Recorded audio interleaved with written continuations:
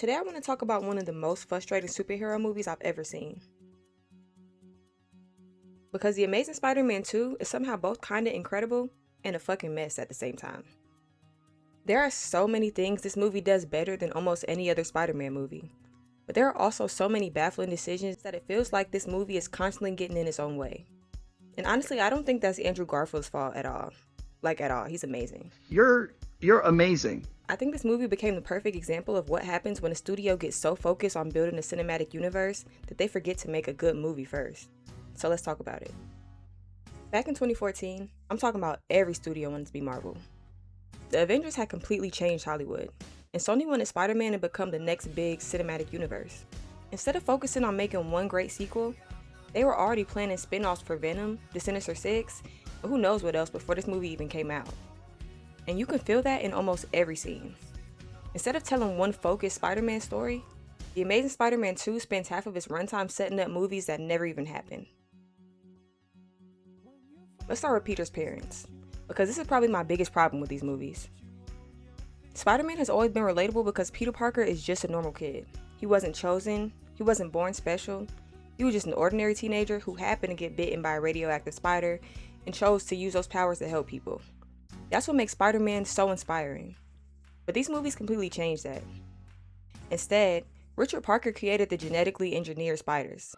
And the movie heavily implies Peter only survived a spider bite because the spiders were tied to Richard's DNA. But it doesn't matter because there's something else that Norman doesn't know. The human DNA that I implanted in the spiders was my own.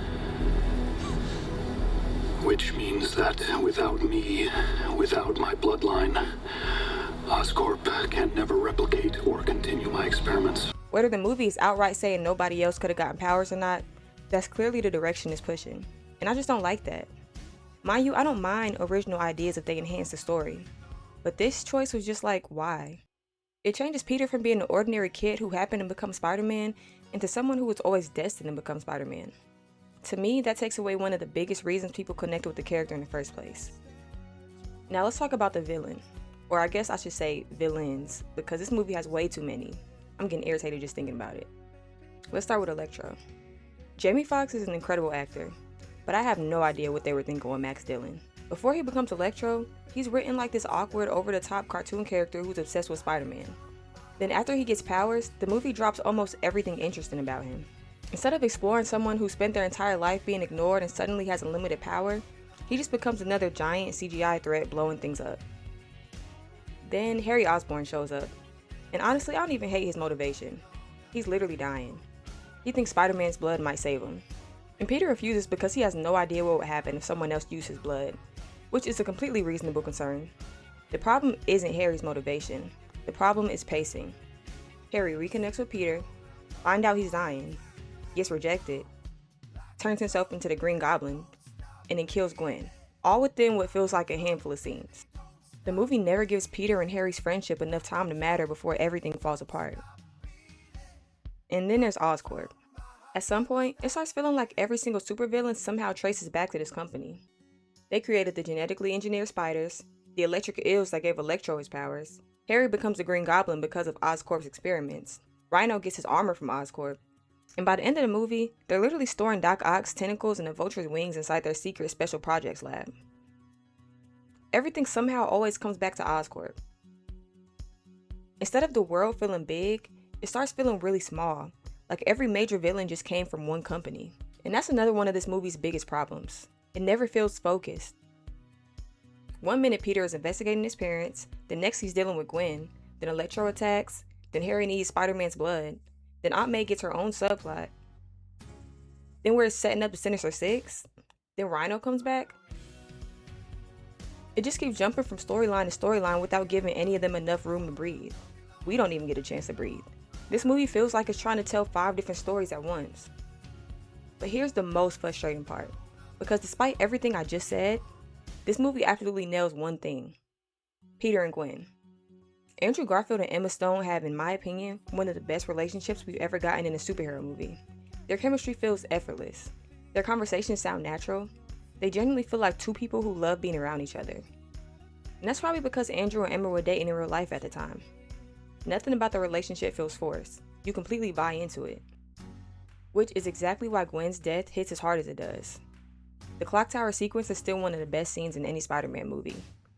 The shot of Peter's web stretching towards Gwen like it's reaching out to save her is genuinely beautiful.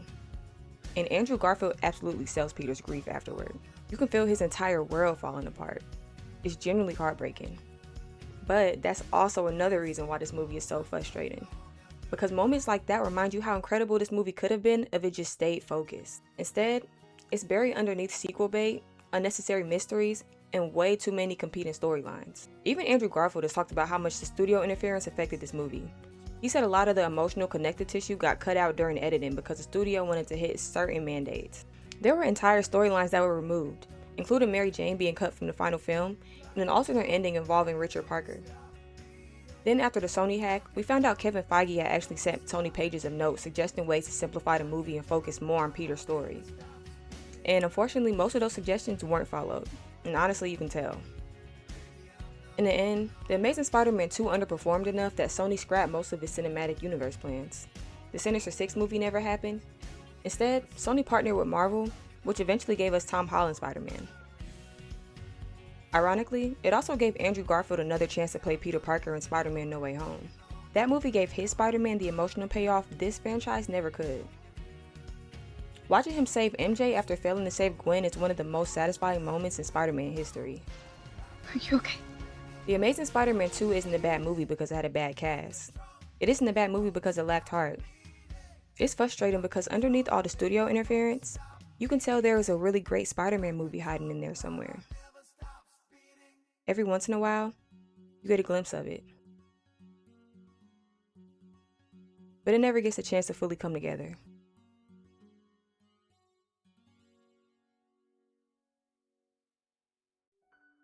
Do you think Sony completely fumbled this movie? Or do you think people are too hard on it? If you enjoyed the video, don't forget to like, subscribe, and I'll see you guys in the next one.